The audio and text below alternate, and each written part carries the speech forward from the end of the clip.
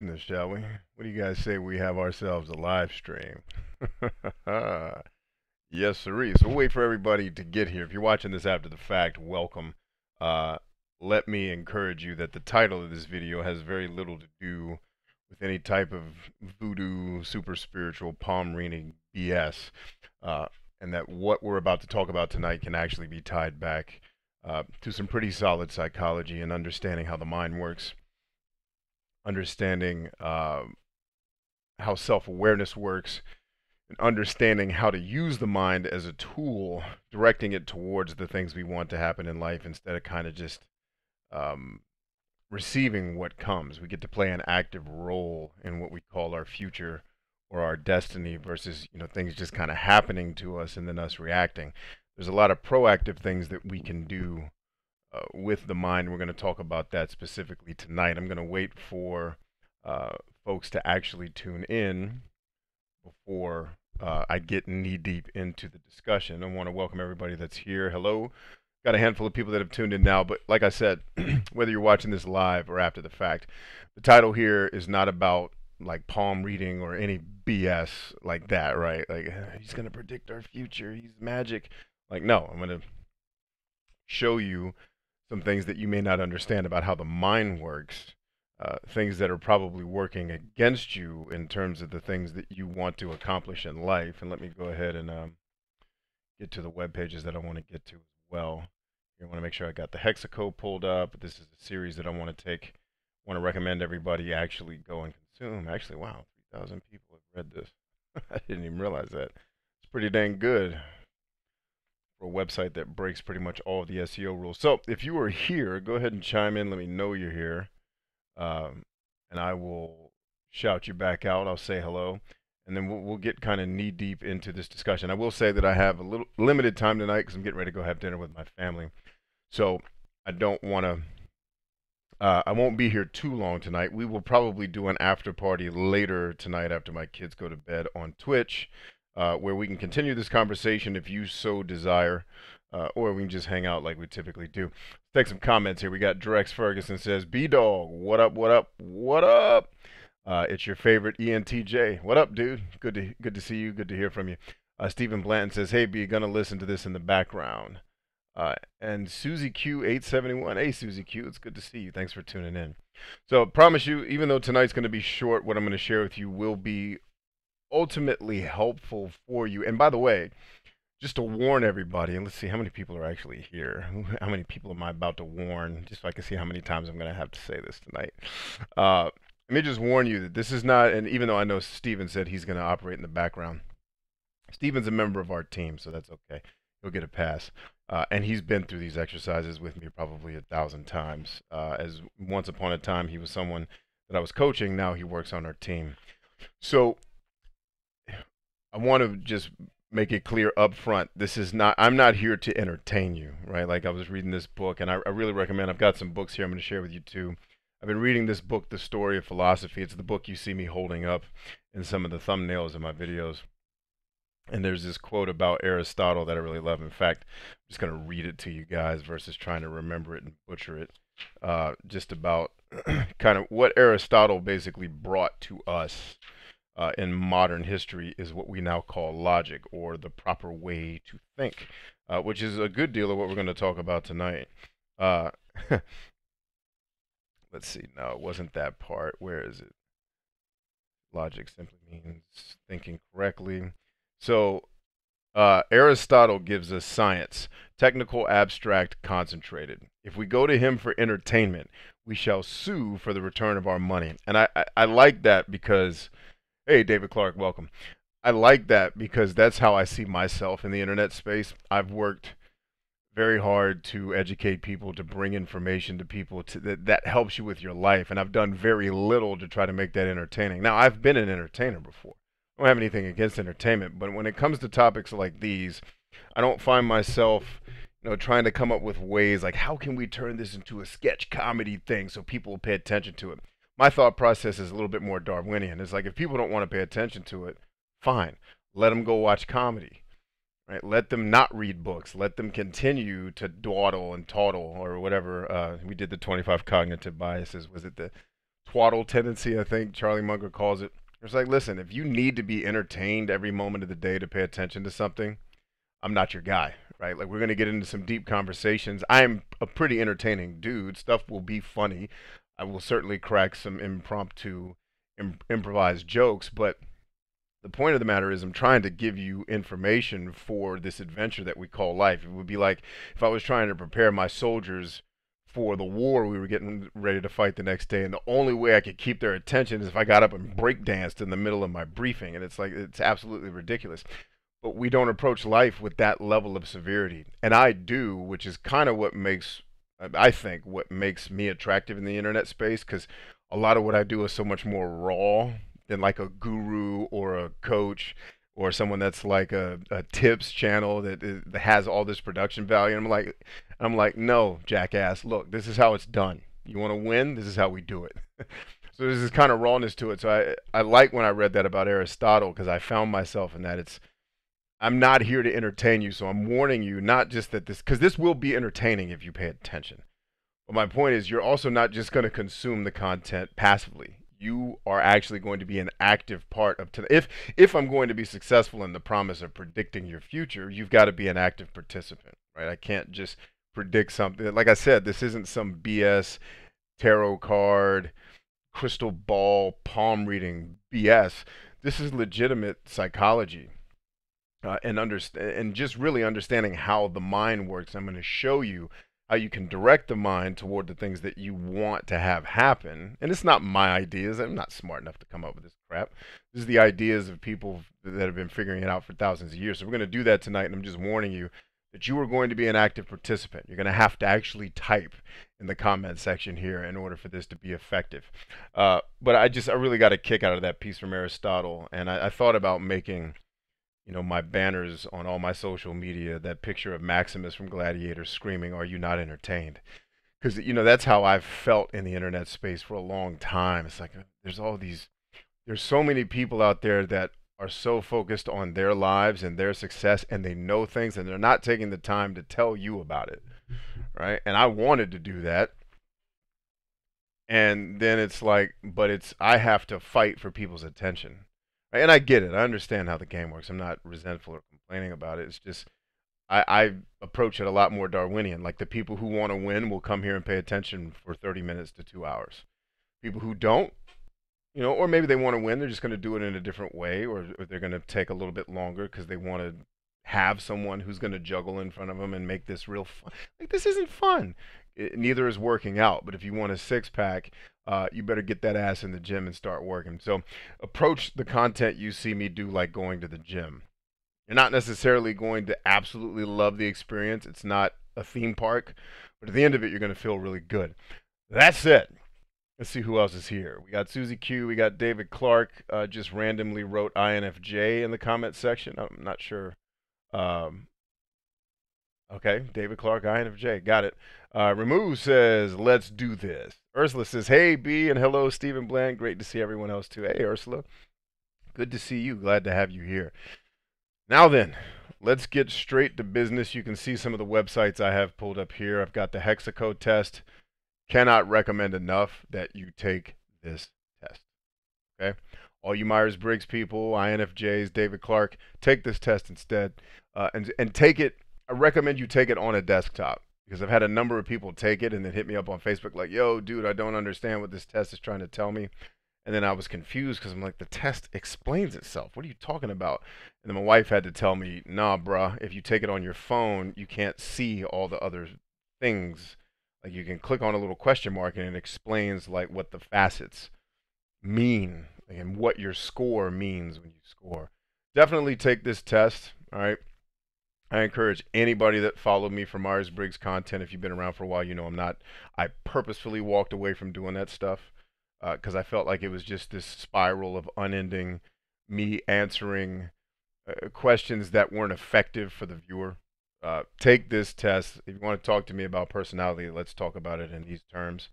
And then I talked about a book that's very helpful, and I couldn't remember, I know where it is on my shelf now. It's actually on the top shelf. But this is the book I was talking about, The H Factor of Personality. It'll really help you understand not just how this test was made, but why this test is viable and important and actually scientific and measurable, and it's cross-cultural, right? It's not biased towards a certain like Western culture, like I would argue the Myers-Briggs probably is, right?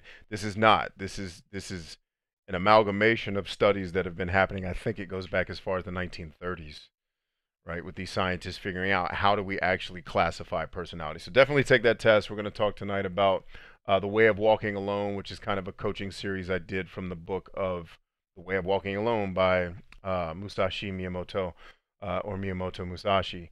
And uh, excellent book. It's an easy read if you want to pick it up and read it, but if you just want to get the summary of it and get my interpretation of what these, something like one of my favorite ones that kind of is off-putting to people. I don't know if I'll be able to find it here in the text, but it's do not count on anything, right?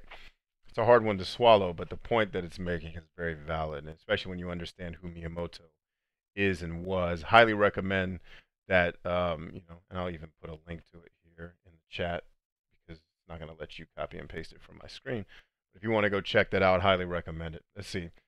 Scotian Southeast says, hello from Nova Scotia, Canada. Hello, man. Welcome. M. Thinkworth says, greeting Bryant from London, UK. Greetings. David Clark says, wasn't random. I said it right after the dude said ENTJ, but I think there's a huge delay. So, oh, no. You don't need to be sorry. I just was confused about it. Drex, he kind of, his shtick is he'll come in the room and kind of do this big introduction about his personality type of stuff. So it's kind of an inside joke.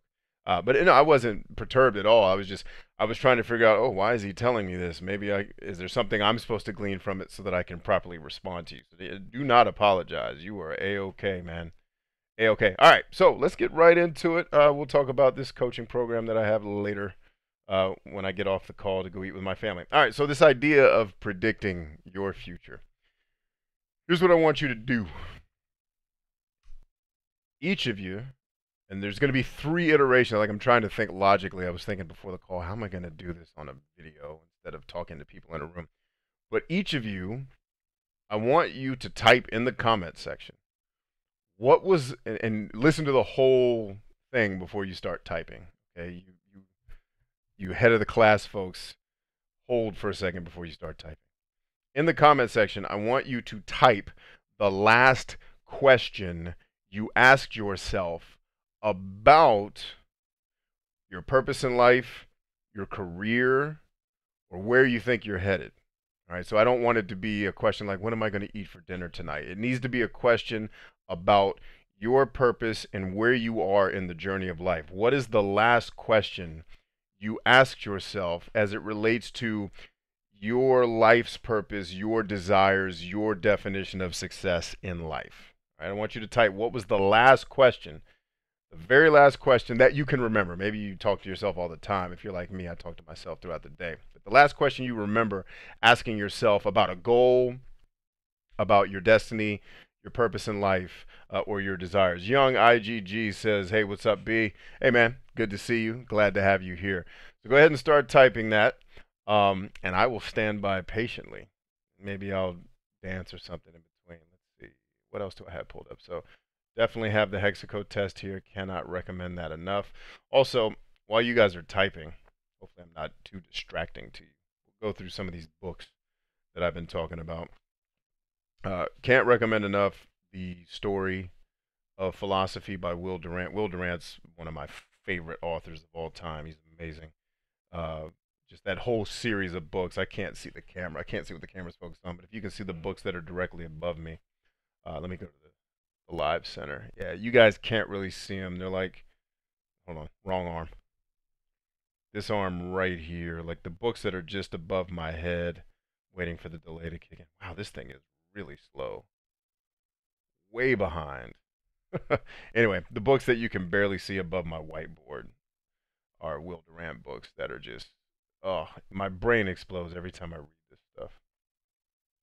All right, so let's get back to chat here. All right, so this is a great book.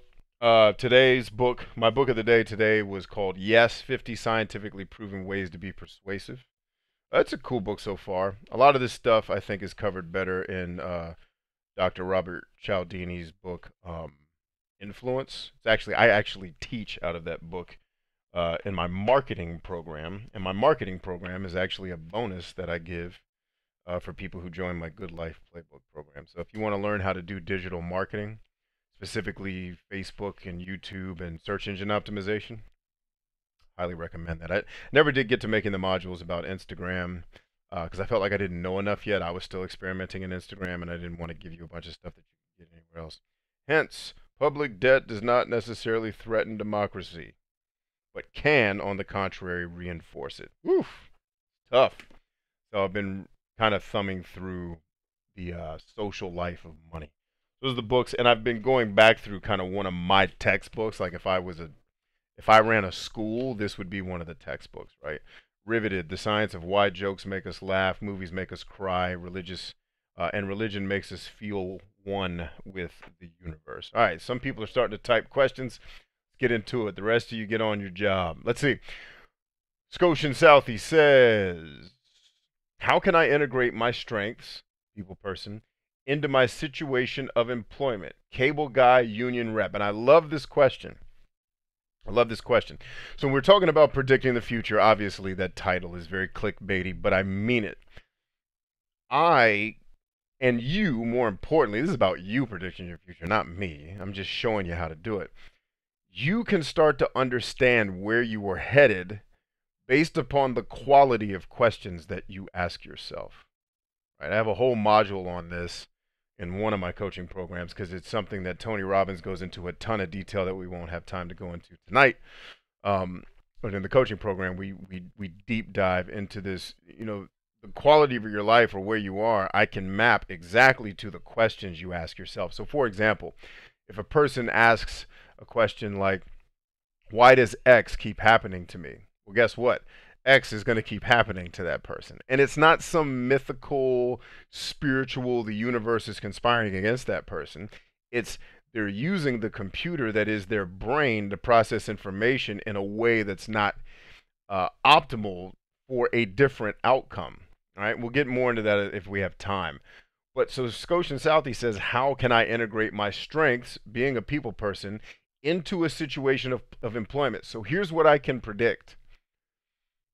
All right. The question, unfortunately, is a little bit not vague, but he's asking, how do I take, I'm a really good people person, but how do I translate that into his situation being a cable guy? Here's one thing that I can predict for Scotian Southie. And this, I'm going to make some assumptions because I don't know exactly how your job works. If you're a cable guy, I imagine at some point you have to interact with customers. Here is something I can predict either already happened or is going to happen for you. You are going to get customers that are very pleased in dealing with you. And somewhere down the road, that is going to come back to reward you. Okay? Why? Because if you are a people person the way that you say you are, and I have no reason to believe that you are not, you are going to come across to a customer in a way that's very pleasant. And the customer is going to remember that experience. Okay? I'll give you an example. I had a cable guy come out to my apartment way back in the day, when in my Army days when I was basically had just become an adult, right? Living on my own. And he came to install my internet and he crashed my computer. Now, here's what the cable guy didn't know. I'm a computer scientist, so I was watching everything he was doing. He crashed my computer, and then he quasi blamed it on me. Not like in a finger pointing way. He's like, "Oh, dude, sorry about this. I could tell you what happened was you've got this." I had like some Napster type software or something on there. He's like, "It's this software that caused the issue, blah." And I knew his whole spiel was absolute BS, right? But I didn't call him on it. I said, "Oh, that's a shame, man. But I really appreciate you letting me know that. How do I fix it?" He's like, "Once you get your computer rebooted and all your software reinstalled, I'm so sorry it crashed." He's like, "Here's my cell phone number. Call me personally, and I will come out and do the install. I'll put it in the system that it's on hold, but you call me personally. I'll, once I'm done with whatever job I'm working on, I'll come to your house myself." I said, "Dude, that's awesome. Thank you so much. I'll get right on fixing it." Didn't say another word. Didn't complain.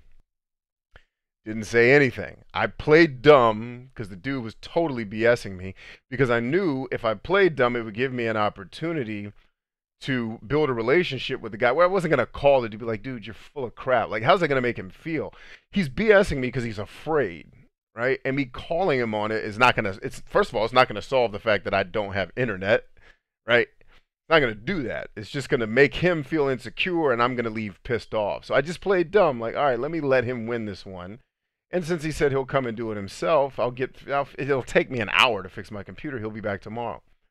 So I called him. I said, "Hey, let's call him Mike. I don't remember his name." I said, "Hey, Mike, got the computer up and running. Can you come see me?" He's like, "Yeah, I'm finishing up a job. I'll be right over." Mike, because remember, I didn't say a word. I didn't tell him I'm a computer scientist. Mike shows up to my house with another dude. Keep in mind, I'm only doing internet because I don't. Since college, I've never really been a TV watcher.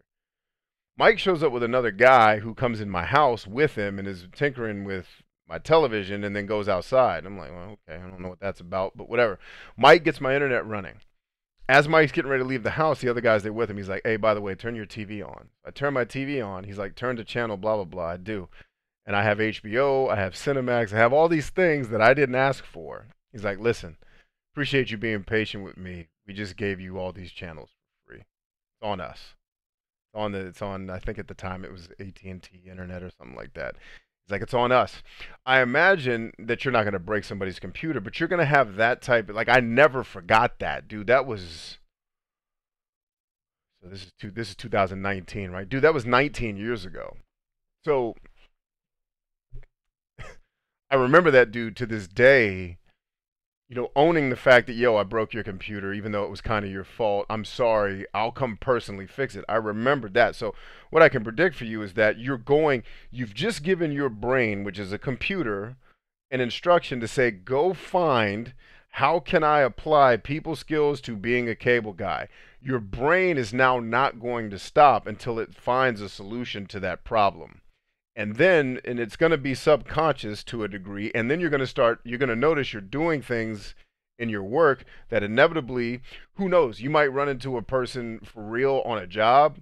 It's like some super wealthy guy, and maybe you fix his cable and he's like, yo, I'm looking for a dude to come work for me doing this thing, and it could lead you to somewhere. And I'm not saying that that's what's going to happen. Again, that's crystal ball palm reading BS. What I'm saying is your brain is now going to go on a mission to solve the problem you just gave it, right? And what I predict is that your people skills are going to help you progress either through that company, or they're going to help you find something that's better suited to you in terms of being a professional, which equals more money, more things like that. All right. So that's what I talk about when we're talking about predicting the future. It's not some pseudo-scientific spiritual jargon. It's literally you're using your brain in a way that's effective and optimal. Okay, so that's a great question. Young IGG says, besides monetary gain and materialistically, why do I want to be a music producer and an artist so bad? Right? So you're asking a purpose-driven question. Why do I want to become an artist? So what is going to happen for you is your brain's going to find a way to answer that. Now, here's what I'll caution you with is that nothing in life really has any meaning other than the meaning that you give it, right? So my dad passes away almost 2 years ago, right? The meaning was because he was very ill. He was having a hard time when he died. The meaning was he's no longer suffering, and now he's laid the foundation for me to take the reins where he left off and go finish changing the world for the better, right? That's the meaning that I gave it. It could just mean that, some people, I know people in churches that say, well, the Lord needed another soldier in his army. And that's the meaning they give it, right? And I'm not going to take that away from them if that's the way they look at the world. I don't look at the world that way. In fact, I think it's kind of weird because if it's a church, the Bible actually kind of disagrees with that, right? But we can argue over the interpretation. It's just a matter of some people see it differently. So what I'll caution you with is remember, the reason why you want to be an artist so bad, right? You're gonna find a reason, is my point. I just hope the reason that you find supports your vision and your purpose and doesn't, take you off course. So that's where I'd be a little bit careful with that question. Why do you want to be an artist so bad? There's some very simple reasons, like we all like attention to a certain degree. We like making people happy. It could be something as simple as that, right? A question that's a little bit more optimal for you in terms of progressing you is how can I use my skills as a producer and an artist to add value to people in such a way that I can live a good life as an artist? And you get to decide what good means, whether that's more money, it's how many fans you have, how many people follow you. I would reframe the question because your brain's going to find an easy answer to that. And the challenge is you may get conflicting answers where you start to feel conflicted, right? I'm not saying that's going to happen. I'm just saying it's possible. Where I'd look at this is besides monetary gain and materialistically, why do I want to be an artist so bad? Well, we can come up with a number of reasons. What I'd say is, how can I use my artistry to add value to people in such a way that I can live what I consider to be a successful, pleasant life because I gave? And that's a question, again, that your brain's going to find an answer to. And it's going to go out there and find a way to make that happen. Remember, your brain is a survival machine. If you feed it a problem, your brain will not stop churning until it finds a solution. So you want to, kind of the moral of the story on tonight's call before I have to get ready to go eat, is if you ask better questions, you get better solutions. And that's the idea of predicting the future. All right. Ursula says, my last question. Am I really driven enough to achieve my goals of a veterans apartment complex and a giant house for homeless teens? Or am I delusional to want both? So here's probably what's going to happen with that question. You are going to land on delusional, right? So I wouldn't ask that question. The question is how do I foster the drive to make these two things happen no matter what? How do I foster the drive? So the future that I predict for Ursula in this case is eventually, unless she kind of hits the lottery, so to speak, and succeeds all the way down the road and doesn't come up against a lot of opposition, if that happens, then the answer will be, I'm not delusional, I did it. But the reality is she's going to hit a lot of resistance trying to do that.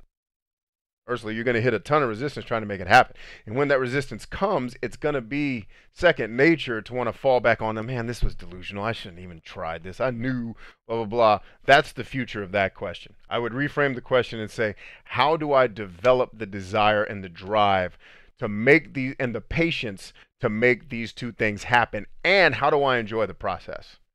Right? You ask that question, you're going to find a way to get driven enough. Right? So that's what I'm saying. I can predict the future of Ursula, 99%, with 99% certainty. I can say she's going to land on delusional if she keeps asking herself that question.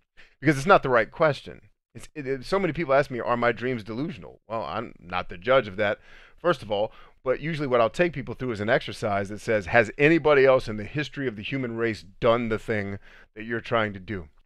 And the answer is obviously yes, right? And unless it's, I want to fly to Jupiter. Right? Well, actually, humans haven't, but things have, right? So it's, okay, someone's done it before you. Were they particularly more skilled and ingenious than you? Probably not, unless we're talking about Elon Musk. I don't think anybody would say Ray Kroc, founder of McDonald's, was Einstein, right? And so you can start to say, well, it's probably not delusional. It's just going to take a ton of work, and I'm going to need to have a lot of drive and a lot of desire to be willing to go through the pain that it's going to take to get me there. So how do I develop not just the drive and the desire, but the resilience to keep going when the inevitable resistance comes against that dream? That's the question I would ask if I'm in Ursula's shoes. Ramo says, how am I make it happen? People do succeed. Why not me? Guess what's going to happen? You're going to keep not succeeding. Because you're asking yourself, why do I keep failing?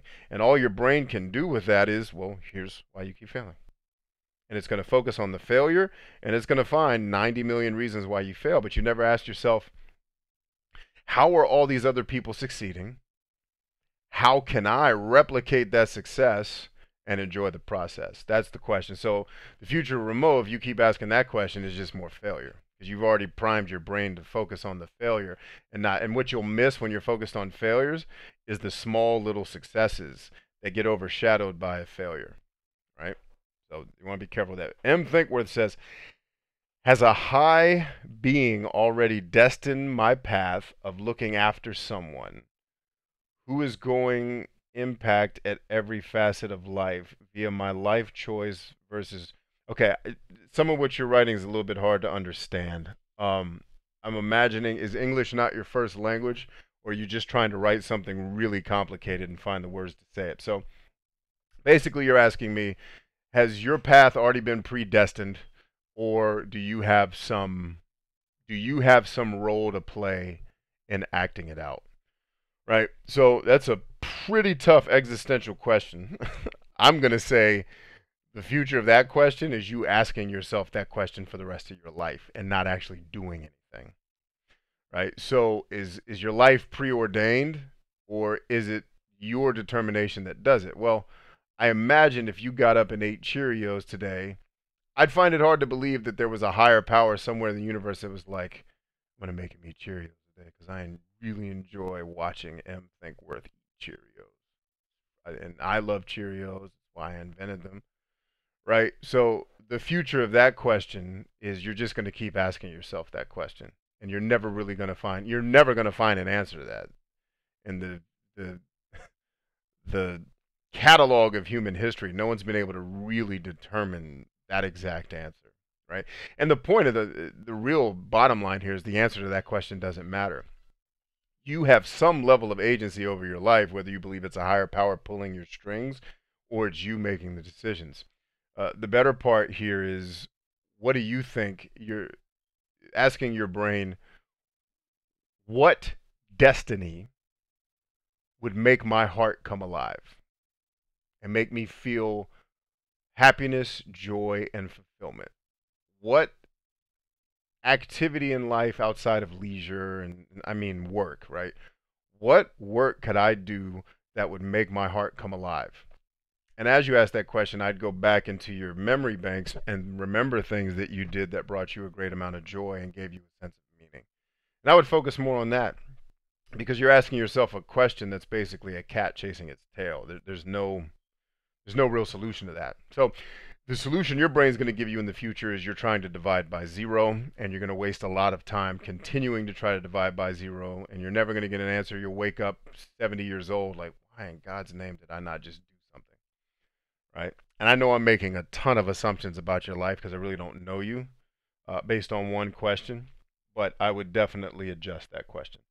Young IGG says, I hear you, B. Yeah, I answered the question I asked myself already, and I felt like it was because of alchemy of my music being able to change not only my mood, but there you go. So you've already answered that question.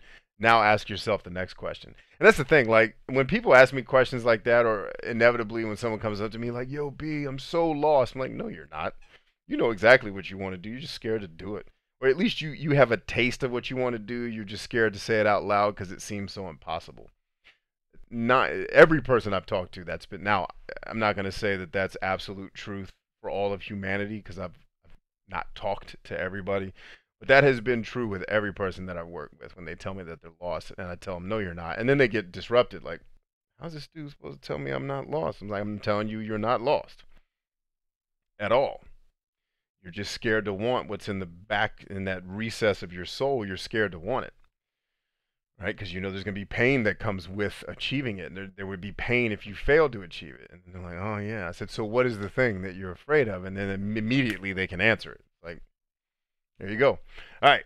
Dawson K says, what happens if when examining your motivations, you find out that you don't really like them? Like, let's say you discover that your fears and insecurities are driving your actions.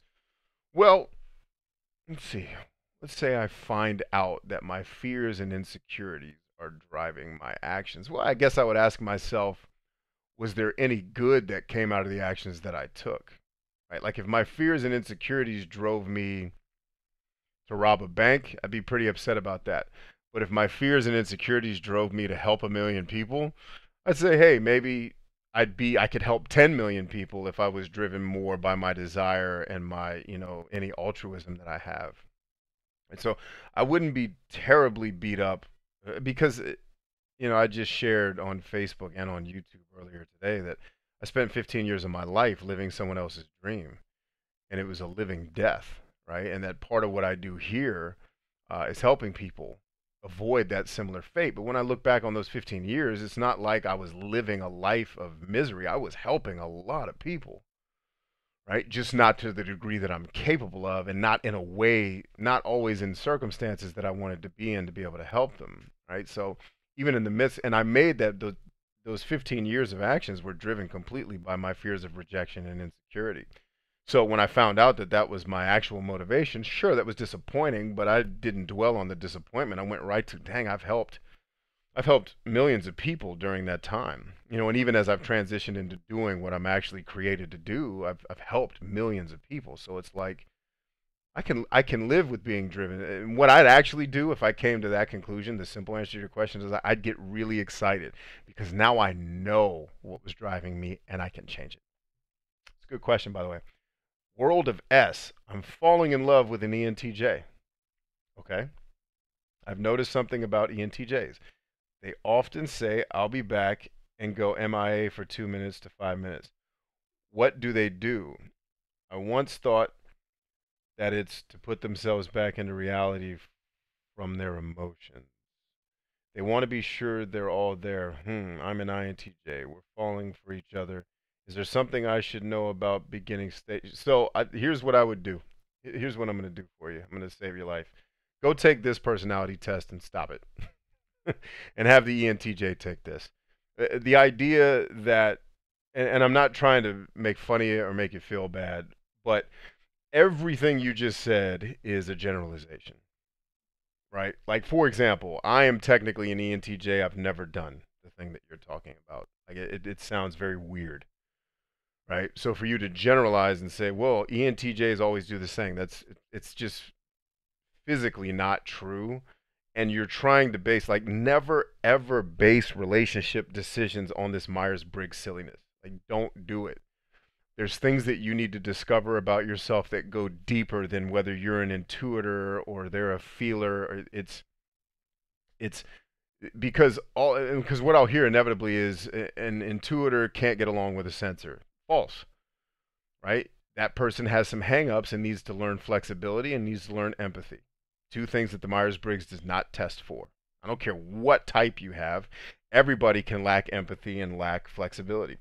This test will measure both, right, and help you understand. Oh, I'm lacking in this area. I need to develop it, right? And so don't fall into the trap of this kind of horoscope approach to, oh, the Myers-Briggs, I'm falling in for an ENTJ and I'm so sad. Like, no, stop, because a lot of that is a self-fulfilling prophecy anyway, where we project all of these ideas and our own insecurities and fears on another person, and then we say, oh, it's because they're an ENTJ. No, it's because we're broken in some way, shape, or form, or we're challenged. You don't have to be broken, right? And we want to project that onto the person that we're, giving our love to, right? Do not.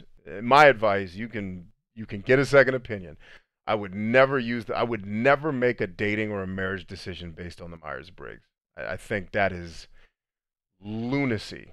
And believe me, I have tons of people in my comments that tell me I'm a horrible person for saying that. And I've been married to an ISFP for 25 years and it's been great. Yeah, because they're probably a great person and so are you. And it has nothing to do with that 4-letter code. Right? We've gotten into this kind of cultish look at Myers-Briggs, like, oh, these are the bad people in Myers-Briggs. And it's lunacy. Right? I would also have both of you take the dark triad test. Right? Understand, how high do you score in narcissism? How high do you score in Machiavellianism? How high, hopefully, you score 0 in psychopathy. Right? But know those things. Right? These are traits that we can study about people that are actually measurable. And, like, for example, I've tested people that score extremely high in Machiavellianism, and then I got to kind of pull them to the side and say, hey, here's an assumption I can make about you pretty decent accuracy, and I don't, like, if you're scoring this high in Machiavellianism, I'm guessing at some point in your life you've either been emotionally or physically abused. And they're like, yeah. I'm like, okay. Now it's time to talk to a professional, right? A psychiatrist, psychotherapist, somebody who can take you through the journey. There's healing things that need to happen there. So if you're noticing things about an ENTJ, do my advice, and like I said, you can get it if you're in the Myers-Briggs world and that's what you believe in, rock on. My advice to you is never use that test as a means to date or get serious in a relationship with somebody, because any conflicts you have coming up usually go quite a bit deeper than, oh, they're a feeler and I'm a thinker, right? Like my wife and I'm a thinker, she's a feeler. There are certain tendencies we have that can cause friction, but the underlying friction is not because I think about outcomes and she thinks about people first. And I'm not saying Myers-Briggs is false. That part's true.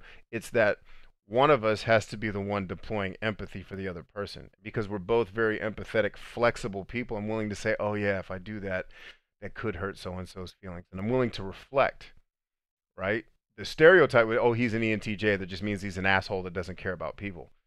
Nothing could be further from the truth. And if you just tell somebody that for their whole life and they don't get some of this other information, it becomes that self-fulfilling prophecy we're talking about. Let's see. M. Thinkworth says, LOL, English is my first language, and it's an existential question. You see, I'm a carer for more than a decade. Gave up a decent, paid, impactful career, which I got through monumental sacrifices. Okay, cool. John W. Where is the best potential in a relationship between a male INTP and a female ISFJ? I just answered that question. Do not, do not, do not, do not, do not use the Myers-Briggs as a means to make legitimate, significant decisions about relationships. Certainly use the Myers-Briggs to understand how you all process information and make decisions differently. Totally okay with that. Do not make your relationship decisions. Take better psychological tests if you really want to know. Like, for example, I'll give you a perfect example. In this hexacode test that I keep talking about, right here, this one right here, the A, I could probably predict whether or not a relationship's going to work by just testing your A. And I could test the A of you and the A of the other person. And just from that, well, I'd also have to combine it with honesty and humility. The H and the A, I could probably predict. If, for example, if you score really low on A, I can tell you your relationship's going to suck, period. Because you have no agreeableness. You struggle to get along with people. Right? And if the other person scores really, really low on A, guess what? You're going to have fights all the time. And then what will happen is, oh, this person's an ISFP and I'm an ENTJ. That's why we keep fighting. It's like, no, you're both disagreeable assholes, right? And that needs to be adjusted. And I'm not calling you an asshole, obviously. I'm using that as an example. Kimberly Kristen experiences. Hello, Brian, just joining. Wow, good to see you. Long time no see. World of S says, of course not. We're both coming out of difficult times. I was just wondering. But you're right. Thanks. Oscar Sanchez says, INTJs are superior to ENTJs. Okay. Sure. After that long tirade I just gave. It's the. I cannot seem to get away from this Myers-Briggs cultish belief system, no matter how hard I try. All right. What other questions? What else you got? Who else has something? Did I miss anybody?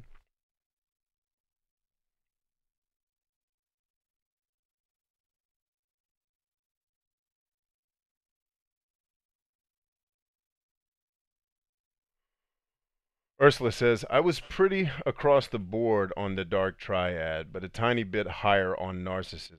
I always check myself to be humble, but that result irritated me only because I knew it to be true. Yeah, like I said, for people that score, like everybody's, it's funny because I did a video, I think about INFPs a long time ago where I talked about narcissism. And a good amount of people were like, how dare you say we have, narcissistic personality disorder? And I said, I never said that. I said everybody has a degree of narcissism. We all, if I test everybody right now on this call in narcissism, everybody's going to score above 0. If you didn't, you probably wouldn't survive. Right? There's a certain level of narcissism that's necessary, but we've associated this negativity with narcissism, and it's not that. It's that when narcissism goes unchecked and it's too much, is when you start talking about personality disorders and problems, right? But everybody has a degree of narcissism, and so I don't worry about people that score on it. I start to get concerned if you score above maybe a 30. It's like maybe there's something there we need to work on. And I've tested people that score off the charts on both narcissism and Machiavellianism. I'm like, this person has been through some hell to get to that point.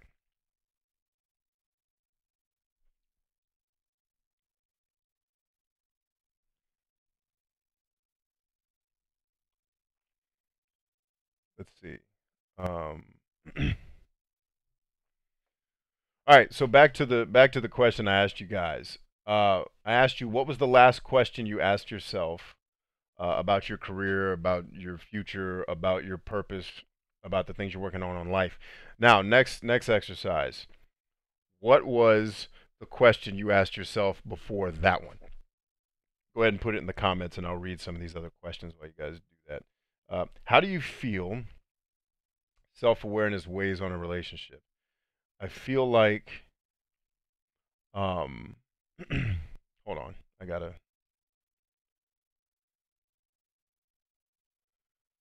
um, yeah, hold on one second, guys. I gotta deal with an administrative issue. Like I said, it's straight Darwinian here. If you come on one of our calls with ridiculousness, you're gonna get booted, dog. Sorry. Actually, I'm not sorry. Like, go. You can take that narcissistic.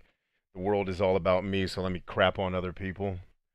Take it to someone else's channel who will empathize with that nonsense. Okay, Young IGG says, how do you feel self-awareness weighs on a relationship? I feel like I'm more aware of myself and my flaws, but my girlfriend doesn't know herself nearly as well and really struggles to understand me. So the answer to your question goes back to really the thesis of why I started this YouTube channel in the first place, which goes back to what we talked about. I mean, you may not have been here for that. That's okay. Going back to Sun Tzu, where he talked about the person who knows their enemy and knows themselves will not be endangered or have to fear the outcome of 100 battles, right? So he's talking about war, but really the point there is if you understand intimately the problem you're trying to solve or the challenge you're trying to overcome, and you have a strong awareness of yourself, your strengths, your weaknesses, your tendencies, your biases, if you know those things, then you really can't lose, right? And so I kind of appropriated that quote for my own use, and I said, listen, if you know yourself and you know your enemy, you'll never lose.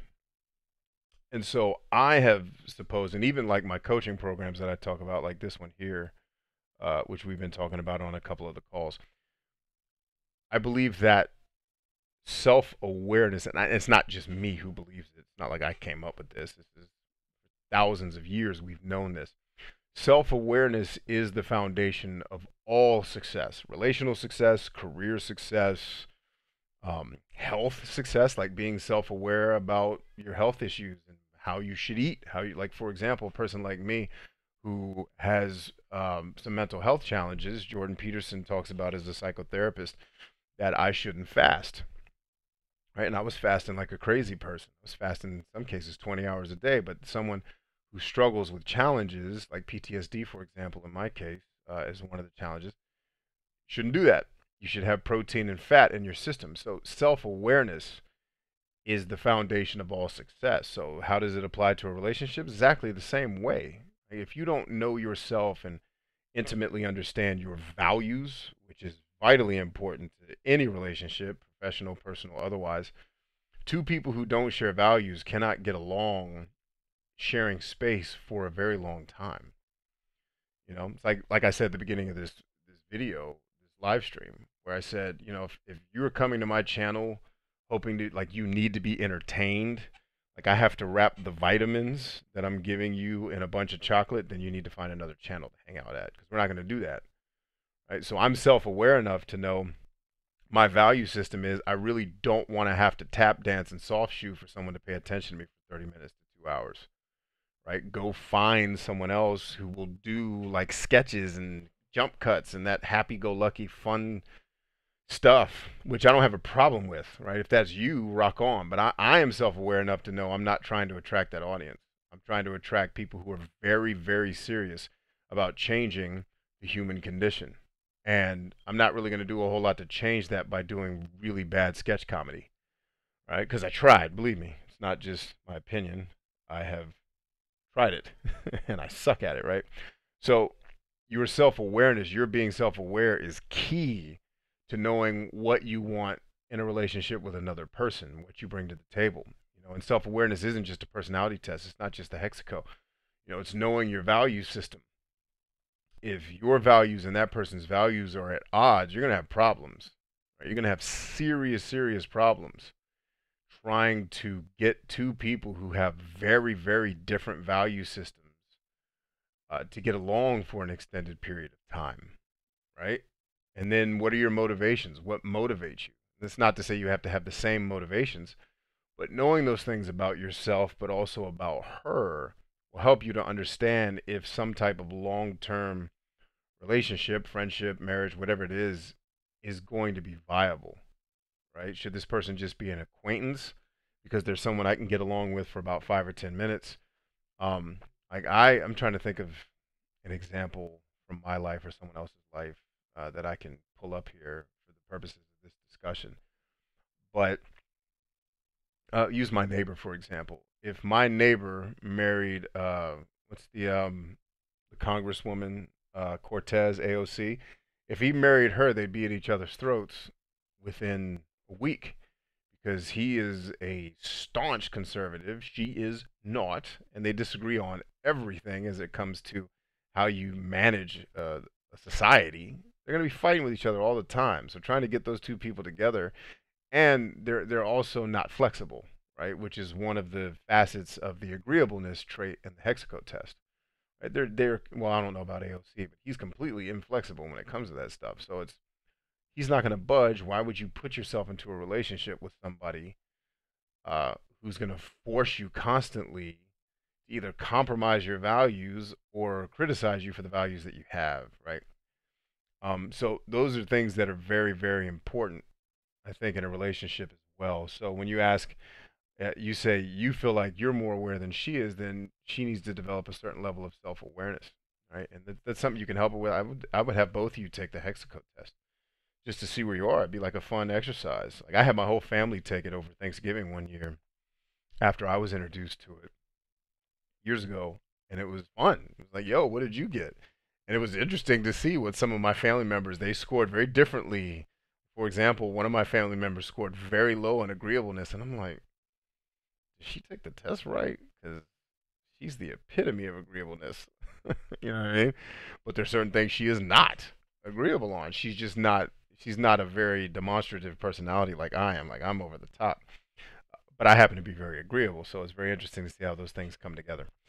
Ursula says, I did not hear the second question for us. I got disconnected for a moment. So the second question was just type out. I asked you, what was the last question you asked yourself as it related to your life's purpose, your goals, the things you're trying to accomplish? What was the question you asked yourself before that? And I may not have time to get to it because I think I'm getting ready to go have dinner with my family. Matter of fact, let me see if my wife has texted me. Say, bring your black ass downstairs and come eat this food. All right, she has not. Let me text her because I'm pretty sure she would have been like, "Yo, hurry up."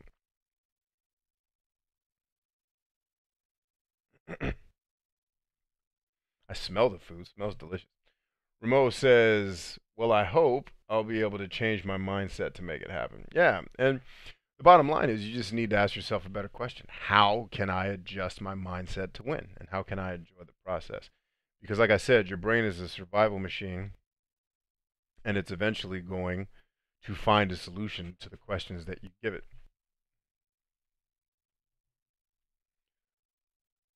Let's see. All right, looks like I got to everybody's. Wow, I actually kept up with the chat this time. That is rare. Oh, my wife said I was just texting you. All right, let me take this last question and get up out of here. Let's see. M. Thinkworth says, how do I know as an INFJ that I'm leading a fulfilling life with no regret? Well, first of all, take the INFJ out of it, right? Because that's just gonna when you guys look at your life through the lens of this Myers-Briggs stuff, it forces you into this box and it doesn't allow you to think outside of that box. Like it's this constraining. I'm an INFJ, so these are the things that must be true about me. Not necessarily, right? It's how do I know I'm living a leading a fulfilling life? Well, again, that's another one of those cat chasing the tail questions. Ask the question. Ask yourself, what makes me feel fulfilled? What things have I done in life that made me feel fulfilled? Forget about the INFJ part, right? Because I listen, these temperaments, all they're measuring is how you process information, and how you make decisions. All the introvert extrovert BS that was added to it after the fact, and the judger and the perceiver that no one can really explain very well until you get yelled at by the cognitive function cult, as I call them, that chase people around and scream, "Your personality can never change." And I'm like, science disagrees with you, despite the fact that you have a cool website where you read all this stuff. Um, so yeah, think worth. Ask yourself, what things have you done in life that made you feel fulfilled and gave you a sense of meaning? Start there, because you've done something in your life that gave you a sense of meaning. If for whatever reason I'm wrong, and I don't think I am, then you got a lot of life to live. You need to get out there and start trying things, right? And then take note in your brain of when you're doing something, like go volunteer at a homeless shelter. Then, go do some fun activity. I don't know, paintball or whatever it is. Do all these different things if you've never experienced anything that made you feel fulfilled. But if you ask yourself, how can I know that I'm leading a fulfilling life as an INFJ? That is a question that has no answer. And again, you're just going to be, and that's one of the things I think that a disservice that Myers-Briggs has done to so many people is it's tried to force us into this box of, okay, these are the parameters upon which you're allowed to live and think. Now live a life through this box. It's like, no, get rid of the box. Get rid of the box. All right. Ursula says, enjoy supper. Nice to see you. Thank you, Ursula. Davia says, why am I so afraid to pursue my purpose? Full tune was the last question I had about my purpose. Let's see. Why am I so afraid to pursue my purpose? Did you mean to say full time and your phone butchered it? Why are you so afraid? Let's assume it's why am I so afraid to pursue my purpose full time? Was the last. So the future I can predict from that is you're going to have a lot more fear about pursuing your purpose, because again, you're focusing on the fear instead of focusing on how do you get to pursuing. What I would ask is, how can I pursue my purpose full time and enjoy the process of getting there? You ask yourself that question enough times, the survival mechanism that is the brain is going to find an answer to that question. It's going to start thinking, oh man, I could probably do some freelancing over here, save up some money. You're going to find solutions because your brain is looking for them. Right now, all your brain is looking for is fear. Why am I so afraid? Right? You're just going to get more answers about this is why you're afraid, and you're going to find more things to be afraid about. Right? So now the simple answer to that question, though, just to help you out, is you value your purpose, but you value something else more that's causing you fear, whether it's the fear of rejection, it's the fear of failure, whatever it is. You value this thing more than you value the purpose, and so you're living over here. You need to switch those, right? And that, I don't know specifically the answer of how. I'd have to work with you to figure out how to do that for you in more of a more like a coaching setting, like this coaching program. Certainly not gonna be able to figure that out in YouTube comments. Let's see. M. Thinkworth says, how to build self-awareness. Right here, Chief. Start with the hexacode test that I just put on screen. Hexacode.org. Start there. Right? And then go watch my video on the 5 pillars of self-awareness. Then join my coaching program and go through the deep dive of the 5 pillars of self-awareness. And then you will have a great foundation of self-awareness upon which to build. Because remember, your life is becoming self-aware. You're not just gonna wake up one day and be like, okay, I figured it all out. I'm learning stuff about myself all the time. I just have a good foundation. All right, Christian Jackson says, hello, Mr. Chambers. I love this Mr. Chambers stuff, guys. Like I'm 50 years old. Like I'm an old man. Hello, Mr. Chambers. I won't be able to stay long, but I pray you have a blessed week, sir. God is with you, and the best is yet to come for you. And man, I love this dude with these blessings, man. I received that. Thank you. Bless you too, man. God bless you. Go forward. Young IGG says, so it's like having a mind of abundance versus a mind of scarcity.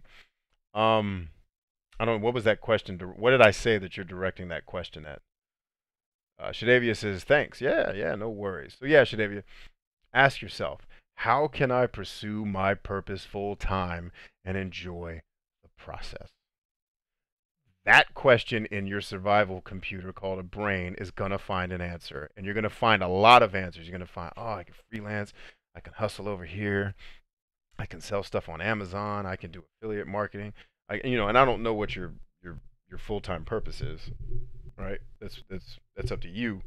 But it's then you're not even thinking about the fear. You're finding ways to make it happen, and you realize, oh man, cool, I'm actually doing it. And then one day you wake up and you're doing it full time.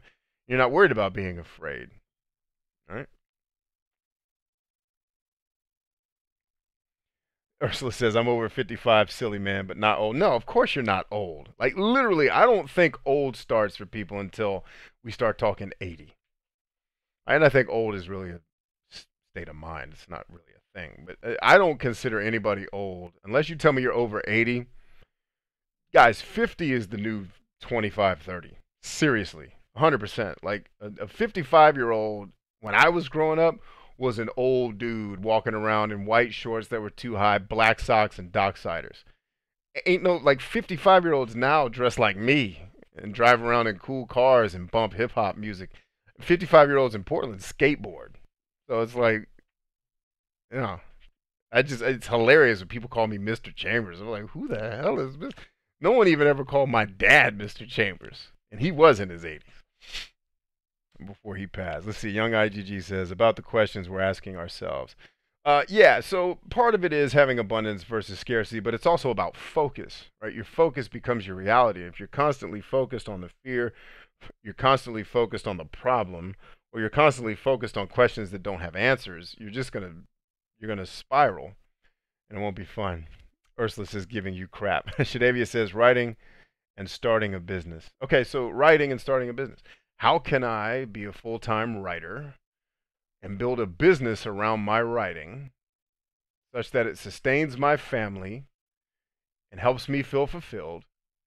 And how can I enjoy the process? That's the question you need to be asking. Because the future I can predict for you with the question you ask is you're going to be afraid and you're never going to start. You're just going to keep coming up with excuses. Oh, well, I'm waiting on this. You're never going to actually get started. And then you'll turn around, you'll be 65, like, dang, and you'll see someone else that did it, be like, it really wasn't that hard. I should have tried. Right? So that's what you need to do. All right, guys, I got to go eat dinner. Listen, here's how we're going to do this. Yo. Go here. Go right here in Mayberry. All right. Go there. Let's pull up the chat. Here's what's going to happen next. You guys got questions for me? Send them there. Send them to my Facebook page. If you don't have Facebook and you're over the age of 27, get your life right. I'm teasing, kind of. But if you have questions you didn't get to ask, you can send them to me on Facebook. If you have more questions about this coaching program that I keep peddling and talking about, you know, we've talked about, I've taken roughly 400 people through some version of this fully evolved coaching program. It started as a very small program just for YouTubers, actually. I was coaching YouTubers on how to do the business side of things and blah, blah, blah. And then it evolved more into, okay, we need to talk about life strategy, because the only way you're really going to be successful as a person in business or in entertainment or in work is if you are settled within yourself. And I started thinking about, as I started coaching people, I realized that they really don't understand their purpose. They really don't understand where they're going. They just have this kind of romantic idea about, fame or making money doing what they love, which is all good things, but it wasn't rooted in any real self-awareness. And one of my favorite things was I take people through the program in the beginning and they realize, dude, I got to quit YouTube. This isn't my dream. I'm supposed to be doing blah, blah, blah. In fact, I had a woman quit the program once upon a time. She's like, hey, I know she still owed, I think, because she had split it up into payments, she still owed a couple $100 for the program. And she's just like, I realize this isn't my dream and I got to go do something else. Can I please cancel? It's like, of course. I'm not going to make you force you to stay in a program that's not for you. The sad thing is, if she had stuck around, she would have got to this part of the program, which would have been really helpful for her. But one of my favorite things to do was to help people realize, oh, crap, this isn't what I'm supposed to be doing, because then, that self-awareness light bulb would come on. And so, but we've taken people through it. I think this should actually be taught in schools. A lot of stuff that I have walked people through in this program, and then all of the bonus content. There's over 100 hours of content on marketing and building a business. There's about 10 hours of content on sales. There's about 5 to 10 hours of content on how can I be more confident. There's the 69 pillars of success, which a number of you have at least started, which I highly recommend. All these things are a part of it. There's private coaching videos with a small group of entrepreneurs that I worked with last year that no one else has seen but those 10. I'm putting that into the program. Once we finish this part of it, then those videos will get uploaded. So as you join, you'll actually see more content's going to start showing up after you join. Like, you won't, everything is, you'll join and you'll start going through the content and you'll realize more content is starting to show up. But the idea here is, guys, self-awareness is the foundation of all success, right? And I'm not just talking about money, not just talking about buying houses. I'm talking about living a life where you're actually happy with the outcomes. You actually have some sense of meaning and fulfillment in what you do. And that's really the heart of what we're doing in this program. So if you have questions that you didn't get answered from me, send them to me on Facebook. If you're interested in being a part of what we're doing here, so for example, this program, because it's still is testimonials, and these are kind of the benefits and the features. The bottom line is, if this is something that you're interested in, talk to me sooner rather than later, because right now we're offering a stupid discount on it. That, as a matter of fact, I just met with my accountant today. The guy I always tell you guys about is always yelling at me. He's actually never yells at me. He's a freaking awesome dude. But he was actually walking me through some changes I need to make to my business in 2020 based on things that are happening right now. But I was telling him, like, the profits are going to be what they are because I'm still selling this product very, very cheaply for now. But then once all this stuff is compiled and it's oiled and pretty, then we're going to make it the real price, which is going to be quite a bit more than the price. Like, I basically priced it right now for people who want to get in early. It's, if you're a college student who is eating ramen every night, it's still doable, right? It's still doable, and I wanted to make it that way to serve the most amount of people. So I got to go eat dinner with my family. You can send me your questions on Facebook. If you have questions about this, you can send them to me on Facebook, or you can email me. If you hit this request access now button, let me do this right quick. If you hit the request access now button, it'll actually, you fill the form out, it'll shoot you an email from me that you can respond to with questions that you have, etc., etc. So feel free to hit me up there. Like I said, after party on Twitch tonight, if I get permission from my wife. I think we're going to do a family movie night type thing, eat dinner, spend some time together. But if we do an after party on Twitch, definitely come hang out with us. Good time. You can also bring your questions there if you still have questions. I'd be happy to answer that stuff for you. Anyway, hopefully I was able to help you guys out a little bit tonight. I know this is quite a bit shorter than I normally do, although I think I still ended up going over an hour, which wasn't the intent. But glad we did. So until next time, my friends, it has been a pleasure. I don't know if I'll stream tomorrow. If you hang out on the community tab on my YouTube channel, I will post there, yo, I'm going to stream tonight, or I'm not going to stream tonight. Or if you don't see anything, you can assume I'm probably not streaming, but I'll say, hey, I'm going to stream tonight. I'm just coming up with the topic, etc., etc. So all that in mind, it's been a pleasure to serve you all. Remember always that I love you much. We are stronger than I, and I will see you soon. Peace.